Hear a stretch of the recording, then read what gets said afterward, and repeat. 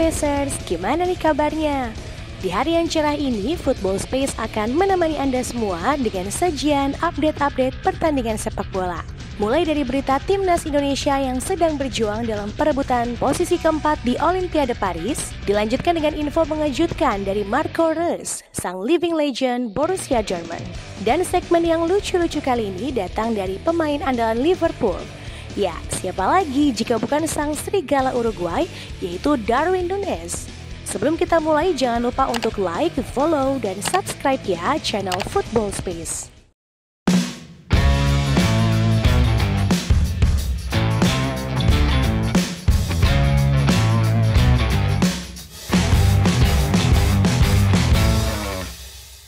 Timnas Indonesia dipastikan akan berjuang lebih berat untuk mengamankan satu tiket tersisa agar bisa berlaga di Olimpiade Paris 2024. Pasalnya kekalahan yang diderita dalam semifinal melawan Uzbekistan dengan skor 2-0 waktu lalu membuat timnas Indonesia harus menjalani lagi laga perebutan posisi ketiga melawan Irak.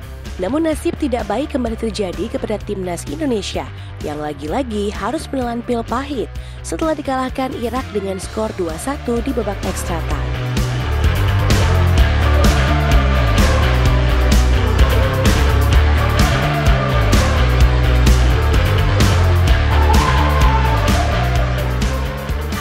Membuat tim asuhan Coach Sintayong harus berjuang lebih keras agar bisa lolos ke Olimpiade Paris 2024 melalui jalur playoff melawan wakil dari benua Afrika yaitu Guinea. Laga playoff ini akan dilaksanakan secara tertutup pada 9 Mei 2024 di Paris, Prancis karena alasan keamanan. Timnas Guinea bukanlah lawan yang mudah bagi timnas Indonesia. Diperkuat oleh sederet pemain berpengalaman yang rata-rata berkiprah di kancah Eropa. Timnas Guinea diprediksi akan membuat timnas Indonesia kesulitan. Dari keseluruhan total skuad yang dibawa timnas Guinea, hanya ada 5 pemain yang tidak bermain di luar negeri. Sementara sisanya melanglang buana di seluruh dunia, mulai dari benua Afrika, Asia, hingga benua Eropa. Selain itu, timnas Guinea juga memiliki pengalaman yang menakjubkan, di mana skuad timnas Guinea saat ini pernah mengalahkan tim-tim besar lainnya seperti timnas Portugal dan timnas Uruguay. Sedangkan dari sisi timnas Indonesia dipastikan akan kehilangan satu pemain inti yang melakukan abroad, yakni Justin Hubner yang harus segera pulang ke Jepang. Setelah klubnya saat ini Cerezo Osaka memanggilnya kembali, dan hal ini membuat timnas Indonesia terlihat agak pincang karena harus kehilangan pilar jangkarnya di lini belakang. Di sisi lain, PSSI telah mengantisipasi untuk melakukan pemanggilan terhadap pemain abroad lainnya, yakni Elkan Bagot yang telah kembali ke timnya Ipswich Town setelah dipinjamkan dari Bristol Rovers. Selain itu, guna mengantisipasi gagalnya Elkan Bagot bergabung, PSSI menyiapkan pengganti lainnya, yakni Alfeandra Dewangga. Diketahui dari Instagram story pribadinya, sang pemain belum lama ini mengunggah sebuah informasi penting. Terlihat dari postingannya, Dewangga mengupload sebuah foto dengan tag lokasi, di mana sang pemain sedang berada di kedubes Prancis di Indonesia untuk mengurus visa. Well, kita harap apa yang diupayakan oleh PSSI ini dapat berbuah manis ya Spacers, dan tentunya menjadi penambah kekuatan yang cukup signifikan bagi timnas Indonesia. Lanjut dari benua biru, berada di Liga Jerman, tepatnya di kota Dortmund, terdapat kabar mengejutkan bagi The Borussia, di mana sang living legendnya yang lahir pada 31 Mei 1989 di kota Dortmund ini memutuskan untuk meninggalkan klub Borussia Dortmund, yakni Marco Reus yang telah membela klub tersebut selama 12 tahun. Gelandang serang milik Borussia Dortmund ini memiliki karir yang cemerlang. Tampil sebanyak 189 kali, sang pemain telah mencetak sebanyak 287 gol sepanjang karirnya. Torehan karir cemerlang sang pangeran Dortmund ini terjadi pada tahun 2013, di mana The Black Yellow berhasil mencapai puncak final UEFA Champions League melawan Bayern Munchen di Wembley, Inggris. Namun nasib buruk terjadi bagi Marco Reus. Piala si kuping besar yang ia nantikan selama ini kembali gagal diraih setelah Borussia Dortmund harus tunduk dari Bayern Munchen dengan skor 1-2. Laga final tersebut berjalan sangat sengit, hingga pada paruh kedua gol pun baru tercipta.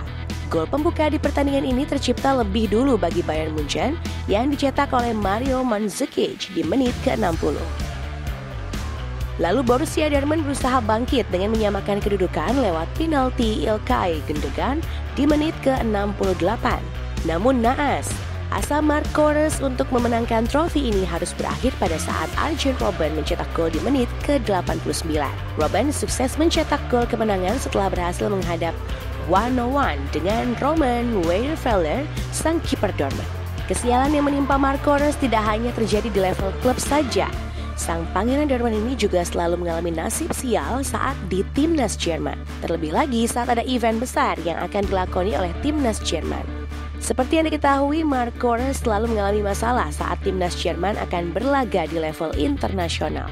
Pada 2012, Rus harus mengalami cedera sebelum Euro 2012, tepat pada satu pertandingan sebelumnya. Lalu berlanjut di 2014, Marc Kores kembali absen di perhelatan Piala Dunia 2014. Di tahun tersebut, timnas Jerman berhasil menjadi juara Piala Dunia melawan Argentina lewat gol sematawayang yang dicetak oleh Mario Götze di babak extra time. Kesempatan Marc Kores berlaga di Euro 2016 kembali gagal, dikarenakan kembali harus mengalami cedera tepat sebelum satu match Euro dimulai. Menyandang status sebagai juara bertahan Piala Dunia 2014, Marc Kores akhirnya dapat tampil di ajang Piala Dunia 2018. Namun nasib buruk yang dialami timnas Jerman, mereka harus kalah di babak penyisihan grup setelah mengalami 2 kekalahan awal dari Meksiko dan Korea Selatan. Cukup unik ya Spacers kisah hidup Marc Kores ini. Lanjut ke segmen yang lucu-lucu, di mana kami akan membahas hal-hal yang lucu dari blunder yang dilakukan oleh penyerang Liverpool, yakni Darwin Núñez. Berikut kami rangkum menjadi top 5 blunder Darwin Núñez selama membela Liverpool di musim ini. Nomor 5, gagal penalti versus Chelsea. Sang serigala Uruguay gagal mengeksekusi penalti yang menentukan, di mana tendangan Darwin Núñez ini membentur tiang gawang dengan sangat keras. Padahal Núñez telah berhasil mengelabui kiper Chelsea yang salah membaca gerakan kakinya. Nomor 4, Sontekan versus Manchester United. Diawali umpan manis dari Szoboszlai kepada Muhammad Salah, lalu dilanjutkan kepada Luis Diaz yang mengirim umpan matang ke Núñez. Tetapi gagal disontek dengan baik oleh Núñez.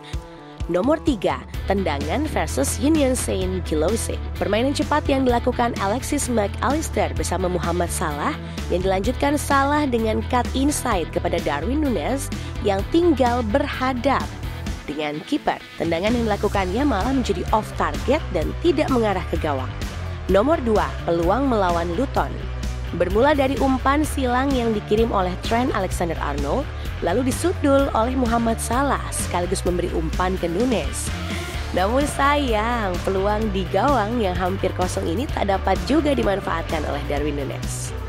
Nomor 1, kesempatan versus Toulouse. Berawal dari umpan third pass dari Diogo Jota dan kontrol yang baik dari Darwin Núñez, Núñez melakukan solo run dengan menggocek pemain lawan, bahkan berhasil melewati kipernya sekaligus.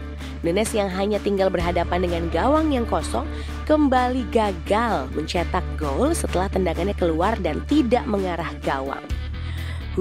Dasar Núñez. Ada aja ya Spacers tingkah blundernya. Demikian sejumlah informasi yang dapat Football Space sampaikan ya Spacers. Yuk di like lalu sampaikan opinimu di kolom komen. Dan di subscribe ya Spacers untuk tahu update terkini dari kami. Bye-bye.